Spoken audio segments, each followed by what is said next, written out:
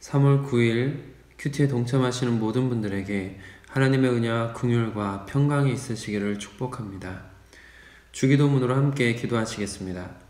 하늘에 계신 우리 아버지, 아버지의 이름을 거룩하게 하시며 아버지의 나라가 오게 하시며 아버지의 뜻이 하늘에서와 같이 땅에서도 이루어지게 하소서. 오늘 우리에게 일용할 양식을 주시고 우리가 우리에게 잘못한 사람을 용서하여 준 것 같이 우리 죄를 용서하여 주시고 우리를 시험에 빠지지 않게 하시고 악에서 구하소서. 나라와 권능과 영광이 영원히 아버지의 것입니다. 아멘. 내 평생 사는 동안 함께 찬양하겠습니다.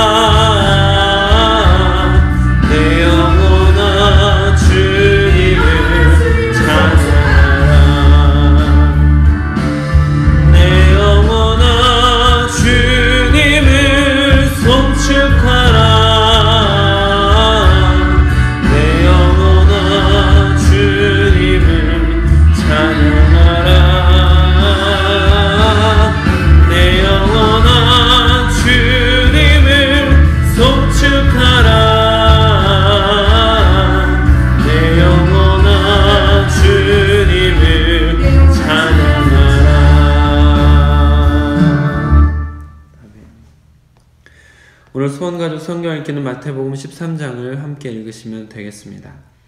오늘 우리에게 주신 하나님의 말씀은 요한복음 6장 60절로 71절 말씀입니다. 날마다 솟는 샘물 큐티책으로는 42쪽입니다. 요한복음 6장 60절로 71절 말씀을 저와 여러분이 교독으로 보겠습니다. 제자 중 여럿이 듣고 말하되 이 말씀은 어렵도다 누가 들을 수 있느냐 한데 예수께서 스스로 제자들이 이 말씀에 대하여 수군거리는 줄 아시고 이르시되 이 말이 너희에게 걸림이 되느냐 그러면 너희는 인자가 이전에 있던 곳으로 올라가는 것을 본다면 어떻게 하겠느냐 살리는 것은 영이니 육은 무익하니라 내가 너희에게 이른 말은 영이요 생명이라 그러나 너희 중에 믿지 아니하는 자들이 있느니라 하시니 이는 예수께서 믿지 아니하는 자들이 누구며 자기를 팔 자가 누구인지 처음부터 아심이러라. 또 이르시되 그러므로 전에 너희에게 말하기를 내 아버지께서 오게 하여 주지 아니하시면 누구든지 내게 올 수 없다 하였노라 하시니라. 그때부터 그의 제자 중에서 많은 사람이 떠나가고 다시 그와 함께 다니지 아니하더라.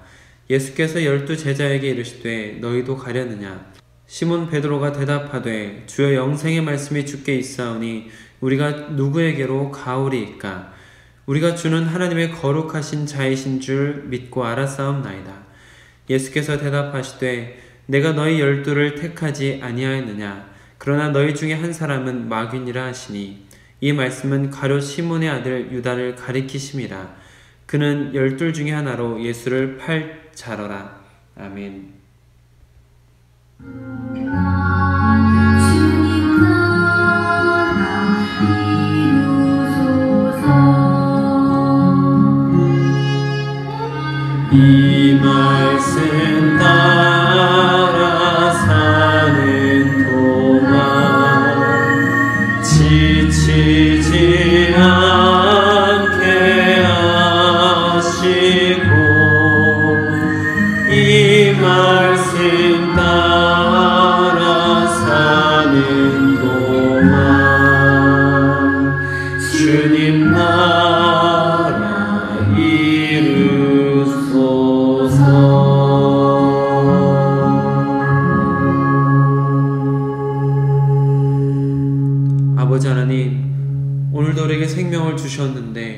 이 하루가 헛되이 흘러가지 않도록 허락하여 주시옵소서. 이 아침에 주의 음성을 듣기 원합니다. 우리의 귀를 열어서 주의 신령한 말씀을 들을 수 있도록 허락하여 주시옵소서. 하나님께서 비추시는 등불을 따라갈 수 있도록 인도하여 주시옵소서. 이 시간 겸손히 주의 말씀 앞에 무릎 꿇고 경청하오니 주님께서 우리에게 하실 말씀을 하시되 우리를 온전히 깨달을 수 있는 시간 될 수 있도록 허락하옵소서. 우리 주 예수 그리스도의 이름으로 기도드립니다. 아멘. 오늘은 주어진 본문 말씀을 중심으로 너희도 가려느냐, 너희도 가려느냐 라는 제목으로 여러분들과 받은 은혜를 나누도록 하겠습니다. 오늘 말씀은 오병이어 사건 이후에 연속적으로 일어나고 있는 사건입니다. 오병이어 기적을 본 사람들은 예수님을 수소문해서 찾아왔고 예수님께서는 그들의 잘못된 목적을 아시면서도 아주 심오하고 중요한 진리들을 말씀해 주셨습니다. 지난 주간 그 말씀들을 함께 나누었고 오늘까지 그 사건이 이어지고 있습니다. 지난 주간 나누었던 진리의 대부분을 차지하는 것은 예수님의 살을 먹고 피를 마시는 자가 영생하는 자라는 의미를 알지 않고는 도저히 이해하기 어려운 진리지만 믿는 자들에겐 참으로 귀한 진리임을 나누었습니다. 그러나 당시의 사람들에게는 상식적이지 않은 이해할 수 없는 말이라 여겨졌고 심지어 제자들 중에도 혼란스러워하고 있었습니다. 60절입니다. 제자 중 여럿이 듣고 말하되 이 말씀은 어렵도다 누가 들을 수 있느냐 한데, 그냥 무리들 뿐만 아니라 제자 중에도 혼란스러워하고 갈등하고 있는 사람들이 있다고 요한이 증언하고 있는 것입니다. 그때 예수님께서 촌철살인 같은 말씀을 그들에게 하십니다. 지금까지 제자들이 예수님을 통해 듣던 말이나 기적을 보면 너무나 신비하고 좋은 것들 뿐이었습니다. 그들이 본 것은 가나의 혼인잔치에서 물이 포도주로 변하는 기적을 비롯해서 오병이어의 기적, 베데스다 연못가에서 38년 된 병자가 일어나는 기적, 왕의 신하의 아들이 낳는 기적 등이 있었고, 들은 것들은 니고데모와의 대화를 통해서 듣게 된 거듭남의 비밀을 들었습니다. 사마리아 여인을 통해서 들려주신 참된 예배에 대해서 들었습니다. 하나님께서 세상을 이처럼 사랑하사 독생자를 주셨으니 이는 그를 믿는 자마다 멸망하지 않고 영생을 얻게 하려는 것이다. 너희들은 사망에서 생명으로 옮겨졌다. 선한 일을 행한 자는 생명의 부활을 할 것이다. 라는 너무나도 신비하고 좋은 이야기들과 사건들을 보았습니다. 그런데 오병이어 기적 이후에 하신 말씀들은 난해하고 당황스러운 말씀들이었고, 그래서 이제 제자들은 상당히 당황한 듯 합니다. 그런 그들에게 예수님께서는 아주 중요한 질문을 던지시는 것이죠. 61절입니다. 예수께서 스스로 제자들이 이 말씀에 대하여 수군거리는 줄 아시고 이르시되 이 말이 너희에게 걸림이 되느냐. 이 말이 너희에게 걸림이 되느냐. 이 이야기를 듣고 나니 마음이 불편하니 혹은 반감이 생기는지를 묻고 계시는 것이죠. 자신들의 속마음을 들킨 제자들은 상당히 당황스러웠을 것 같습니다. 그러나 예수님께서는 허투루 말씀하시는 법이 없으십니다. 그래서 지금 그 순간 그들에게 가장 필요한 말씀을 하신 것입니다. 성도님들께 설교를 하고 이야기를 나누다 보면 말씀이 쉬운 것만을 굉장히 선호하시거나 기복적인 설교를 아주 좋아하시는 모습들을 보게 됩니다. 가정이 잘 되고 사업이 잘 되고 자녀들도 잘 된다라는 말씀에는 아멘을 안 하던 분들도 아멘 하십니다. 그러나 하나님의 말씀에 순종해야 한다든지 헌신해야 한다든지 하는 말씀에는 아무 말도 하지 않고 그보다 더 적나라한 지적들을 하게 되면 반감을 갖기도 하는 것 같습니다. 어쩌면 진짜 그 영혼을 살리는 말씀은 괜찮다, 다 잘 될 거다, 막연히 복을 받게 될 것이다 라는 듣기 좋은 말, 기복적인 말씀보다는 지금 나의 잘못은 무엇인지, 나의 삶의 어떤 부분을 수정해야 하는지, 어떻게 해야 새로운 삶이 시작되고 그리스도인다운지 등의 말씀이 진정한 반성을 가능하게 하고 결국 그 사람을 살리는 것이라 생각합니다. 그렇기 때문에 예수님께서 61절에서 이 말이 너희에게 걸림이 되느냐? 라는 질문은 진정으로 그들이 자신을 진지하게 돌아보게 만드는 질문이었다라고 볼 수 있습니다. 그래서인지 예수님의 말씀을 들은 후에 제자들 중에도 몇 명이 떠나갑니다. 66절입니다. 그때부터 그의 제자 중에서 많은 사람이 떠나가고 다시 그와 함께 다니지 아니하더라. 물론 66절에 제자 중에서 많은 사람이 떠나갔다라는 것은 12제자 중에서 떠나갔다는 이야기는 아닙니다. 예수님을 따르던 무리는 아주 많았고 예수님께서는 그중 70여 명을 제자라고 부르시고 전도를 보내시기도 하셨다라는 것을 아실 것입니다. 그 중에 특별한 12명을 뽑으시고 또 그 중에서 3명은 더 각별히 가까이 두셨던 것을 성경을 통해서 알고 계실 것 같습니다. 어찌되었든 예수님의 제자라 불리울 정도로 가까이 지내던 무리 중에 많은 사람들이 떠나가는 사건이 발생한 것입니다. 듣기 좋은 말도 아니고 혼란스러운 질문에 많은 사람이 등을 돌리게 된 것이죠. 이에 예수님께서는 더욱 날카로운 질문을 하십니다. 67절입니다. 예수께서 12제자에게 이르시되 너희도 가려느냐? 너희도 가려느냐? 예수님의 최측근으로 있었던 12명에게 하신 질문입니다. 너희도 가려느냐? 아주 간단한 말씀이지만 가장 깊은 곳을 찌르는 질문이고 이 질문을 읽을 때마다 제 가슴이 좀 아려오는 것 같습니다. 만약 우리에게 예수님께서 너희도 가려느냐 라고 질문하신다면 어떻게 대답하실까요? 예수님께서 우리에게 높은 강도의 헌신을 요구하신 후에 너희도 가려느냐 라고 물어보신다면 현실과 부딪히며 갈등이 생김에도 불구하고 말씀에 순복하기를 요구하시며 너희도 가려느냐라고 말씀하신다면 그리스도인으로서 사회적 책임을 간과하지 말고 이웃을 사랑하라고 요구하시면서 말씀하신다면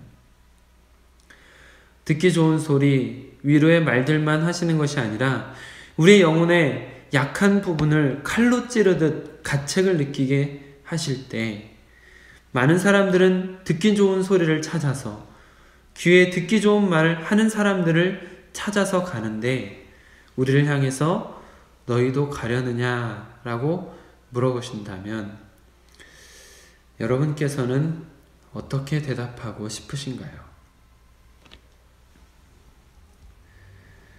분명한 것은 내 가슴을 후벼 파고 나를 답답하게 하고 양심의 가책을 받게 하시고 벌거벗겨 놓은 것처럼 부끄럽게 하시는 말씀이라 할지라도 그것은 하나님의 말씀으로 받을 줄 알아야 한다는 것입니다. 베드로의 대답을 보십시오.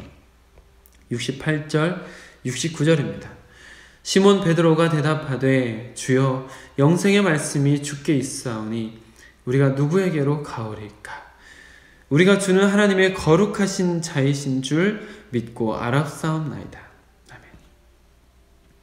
베드로와 12제자는 지금 당장 이해하기 힘든 혼란스럽게 하는 말씀이라 할지라도 그들의 가슴을 후벼 파며 촌철살인 같은 말씀이라 할지라도 영생의 말씀, 하나님의 말씀으로 받았다는 것입니다.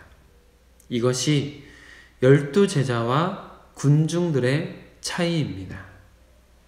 남은 제자와 떠나간 제자의 차이입니다. 예수님 곁에 늘 있게 되는 사람과 예수님 곁을 쉽게 떠나게 되는 사람의 차이입니다. 사랑하는 성도 여러분, 성경 전체를 하나님의 말씀으로 받으시기를 바랍니다.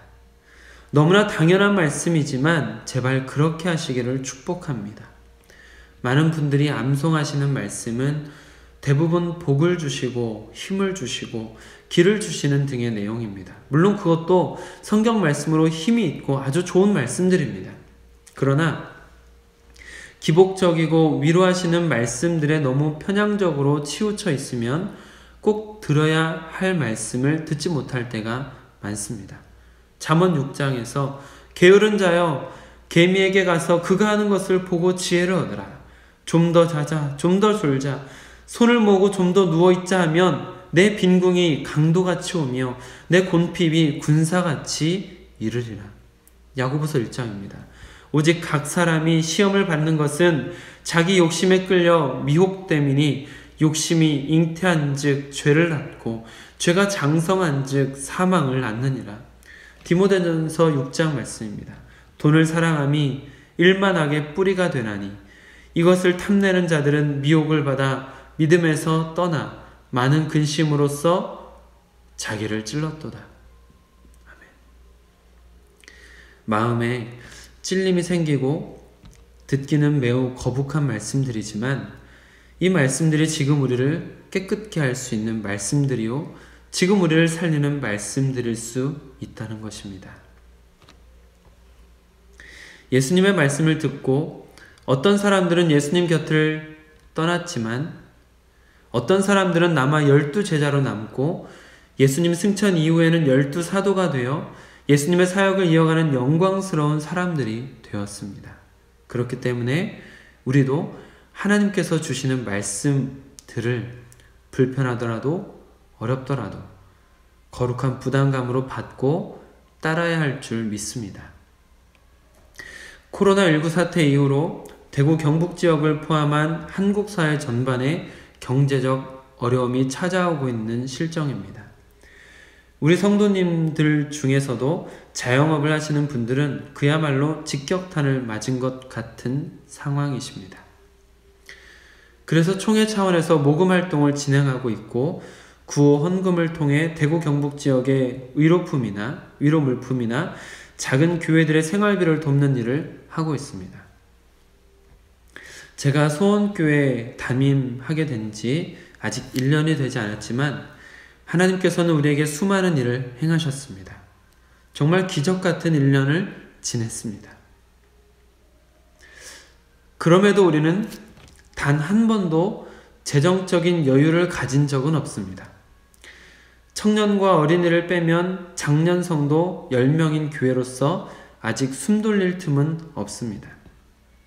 그러나 사랑하는 성도 여러분, 저에게 거룩한 부담감이 계속 찾아옵니다. 우리가 지금 힘들지만 대구 경북에 있는 분들보다는 너무나 편안합니다. 우리도 지금 불안하지만 그분들보다는 너무나 평화로운 상태입니다. 우리 교회는 월세에 대한 부담은 없어서 조금 덜 먹으면 되지만 그곳의 교회들은 당장 문을 닫을 지경이라고 합니다. 먹고 살 걱정에 힘들어하고 계십니다. 그래서 어제 장로님과 말씀을 같이 나누고 구호 헌금을 모아서 보내기로 총회에서 하는 구호 활동에 동참하기로 했습니다. 액수를 정한 것은 아니지만 우리 교회 재직분들에게만 거룩한 부담감으로 받으시길 바라며 문자를 보내드릴 예정입니다. 사랑하는 성도 여러분, 다 같이 힘든 시기지만 지금이야말로 우리가 성도다울 수 있는 시기라고 생각합니다. 교회로서 존재하는 이유를 분명히 할 수 있는 시기라고 생각합니다.